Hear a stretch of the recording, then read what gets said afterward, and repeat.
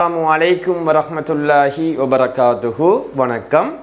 நாம் இறுதி வகுப்பில் திரவ அளவீடு என்ற பாடத்தில் கன சென்டிமீட்டருக்கும் மில்லி லீட்டருக்கும் இடையிலுள்ள தொடர்பு, அது சம்பந்தமான பயிற்சிக்குரிய விளக்கங்கள் பற்றி பார்த்தோம். இன்று அந்த பாடத்தினுடைய தொடர்ச்சியான இறுதியான ஒரு விடயம்தான் லீட்டரும் கனமீட்டரும். லீட்டர் என்று சொன்னால் உங்களுக்கு தெரியும் பிள்ளைகள், கனமீட்டர் என்று சொன்னால் மீட்டர் கணம். இந்த ரெண்டுக்கும் என்ன தொடர்பு என்று பார்க்க இருக்கின்றோம். அப்போ தெளிவாக பாருங்கடா. இந்த தொடர்பு பார்க்கறதுக்கு முதல் நான் உங்களுக்கு ஒரு சதுரமுகி ஒன்று வரைந்து கொள்கிறேன். அப்போ சதுரமுகிட பண்பு உங்களுக்கு தெரியும். ஆறு முகங்கள் இருக்கும். இந்த 6 முகங்களும் ஒன்றுக்கொன்று சமனான முகங்களாக இருக்கும். 12 விளிம்புகள் காணப்படும், 8 உச்சிகள் காணப்படும். இப்போ நீளத்தை 1 மீட்டர் எடுக்கன், அகலத்தையும் 1 மீட்டர் எடுக்கன், உயரத்தையும் 1 மீட்டர் எடுக்கன். அப்போ இவரத்தை நான் நோட் பண்ணிக்கொள்றேன், தெளிவாக பாருங்க. கனவளவு சமன் நீளம் தார அகலம் தார உயரம் என்று உங்களுக்கு தெரியும். அப்போ நீளம் 1 மீட்டர், அகலம் 1 மீட்டர், உயரமும் 1 மீட்டர் பெருக்கும் போது 1 மீட்டர் கணம் என்று வரும். இப்போ அந்த 1 மீட்டர் கணத்தை மறுபடியும் நான் என்ன செய்கிறேன் தெரியுமா? விரித்து எழுதுறேன். நம்ம மேலுக்கு இருந்தது போன்று விரித்து எழுதி போட்டு, என்ன காரணத்துக்காக விரித்து எழுதுறேன்னு சொன்னால் அந்த தொடர்பை பெற்றுக்கொள்றதுக்காக, அந்த சமன்பாடை பெற்றுக்கொள்றதுக்காக. 1 மீட்டர் எத்தனை சென்டிமீட்டர்? 100 சென்டிமீட்டர். அப்போ ஒவ்வொன்றையும் நான் சென்டிமீட்டருக்கு மாற்றணும் என்றா 100ஆல் பெருக்கணும். ஸோ நான் 100ஆல் பெருக்கிறேன். அப்போ 1 மீட்டர் கணம் பாருங்க பிள்ளைகள், இவ்வளோத்தையும் பெருக்கக்கோல 6 பூஜ்ஜியம். எத்தனை பூஜ்ஜியம்? 6 பூஜ்ஜியம் சென்டிமீட்டர் கணம் என்று வரும். அப்போ சென்ற வகுப்பில் படிச்சிருக்கோம், சென்டிமீட்டர் கணத்தை லீட்டருக்கு மாற்றணும் என்றா 1000ஆல் பிரிக்கணும்.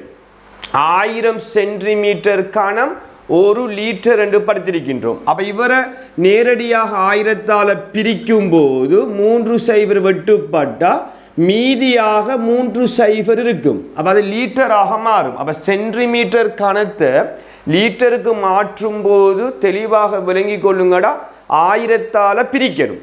அப்போ 1000க்கு 3 பூஜ்ஜியம்ங்கிறதால 3 பூஜ்ஜியம் வெட்டுப்படும் போது 1000 மீதமாக இருக்கும். அப்போ அலகு லீட்டராக மாறும். அப்போ 1 மீட்டர் கணம் 1000 லீட்டர். இதுதான் தொடர்பு.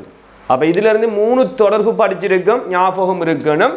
1 சென்டிமீட்டர் கணம் 1 மில்லி லீட்டர், 1000 சென்டிமீட்டர் கணம் 1 லீட்டர், அதன் பிறகு 1 மீட்டர் கணம் 1000 லீட்டர். இந்த 3 தொடர்பும் தெரிந்தால் தான் இந்த பாடத்தினுடைய அது சமரியாக இருக்கும். அப்போ இந்த தொடர்பை வைத்து கொண்டு சில பயிற்சிகளை பற்றி பார்ப்போம்.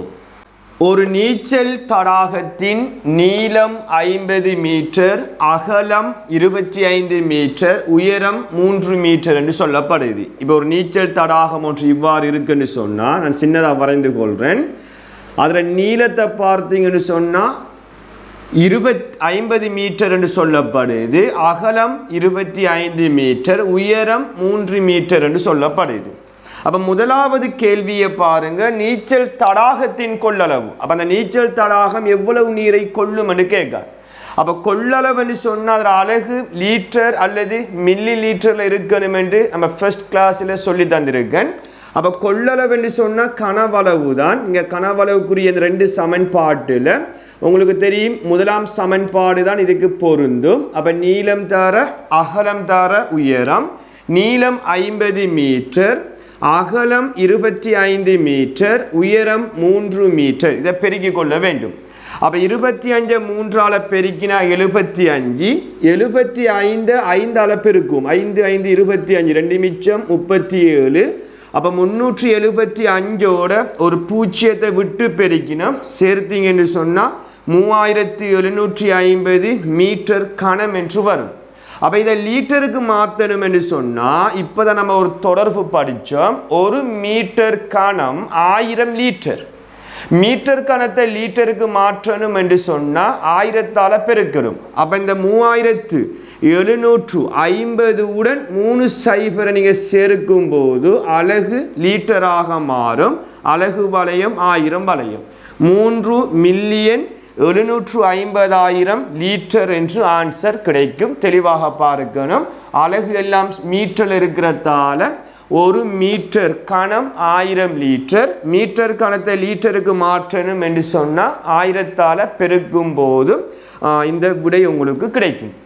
இரண்டாவது கேள்வியை பாருங்க. தடாகத்தில் 1.2 மீட்டர் உயரத்துக்கு தான் நீர் இருக்காம். அப்போ 3 மீட்டர் உயரத்தில் 1.2 மீட்டர் உயரத்துக்கு தான் நீர் இருக்குன்னு சொல்லப்படுது. அப்போ நீரின் கனவளவு எத்தனை லிட்டர் என்று கேட்கான். அப்போ இதே போன்று கனவளவுக்குரிய சமன்பாட்டில் நீளம் தர அகலம் தர உயரம் என்று போட்டு நீளம் 50 மீட்டர் அகலம் 25 மீட்டர் உயரம் என்கிறது நீரின் உயரம் 1.2 மீட்டர். இதை எப்படி இந்த தசத்தை பெருக்குன்னு சொன்ன பிள்ளைகள் உங்களுக்கு லேசான மெதட் ஒன்று சொல்கிறேன்.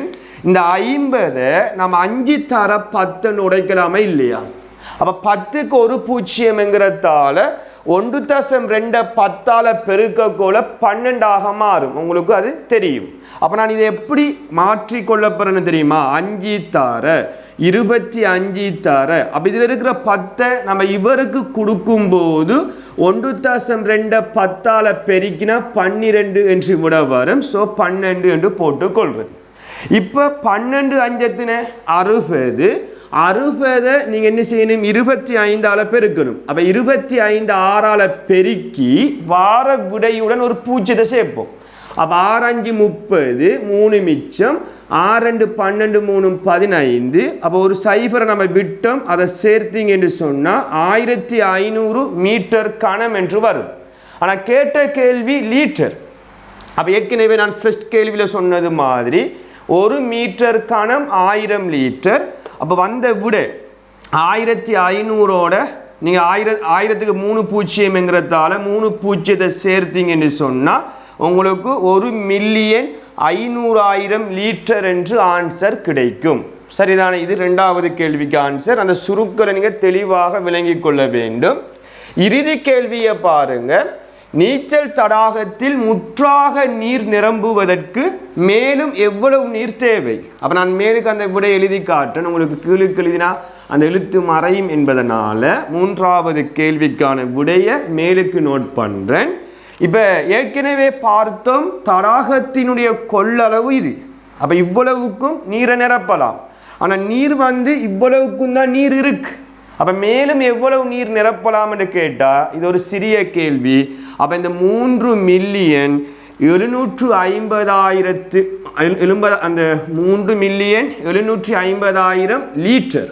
இந்த லீட்டர்ல இருந்து 1,500,000 லீட்டரை நாம் என்ன செய்ய வேண்டும்? கழிக்கும் போது நிரப்பக்கூடிய நீரினுடைய அளவு வரும். அப்போ 3,750,000 லீட்டரிலிருந்து 1,500,000 லீட்டரை கழிக்க வேண்டும். அப்போ கழித்து கொண்டீங்கன்னா 0 0 0 0 5 7லிருந்து 5 போனால் 2 3லிருந்து 1 போனால் 2. அப்போ உங்களுக்கு ஆன்சர் 2,250,000 லீட்டர் நீரை இன்னும் என்ன செய்யலாம்? அந்த கொள்ளளவு அந்த பாத்திரத்துக்குள்ள அந்த தடாகத்துக்குள்ள நீரை ஊற்ற முடியும். அப்போ இவ்வாறான கேள்விதான் உங்களுக்கு இந்த 1 மீட்டர் கணம் சமன் 1000 லீட்டர் என்ற தொடர்பு சம்பந்தமான கேள்விகள் பார்ட் 2லையும் வரும்.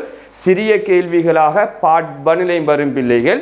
அப்போ இவ்வளவு தான் அந்த மீதி பகுதியில் இருக்கக்கூடிய விடயங்களாக காணப்படுகின்றது. அப்போ இந்த விடயத்தை நீங்கள் தெளிவாக விளங்கி இந்த நோட்ஸை நீங்கள் இந்த சொல்லப்பட்ட விடயத்தை அனைத்தையும் கோப்பில் பிரதி செய்து கொள்ளுங்க.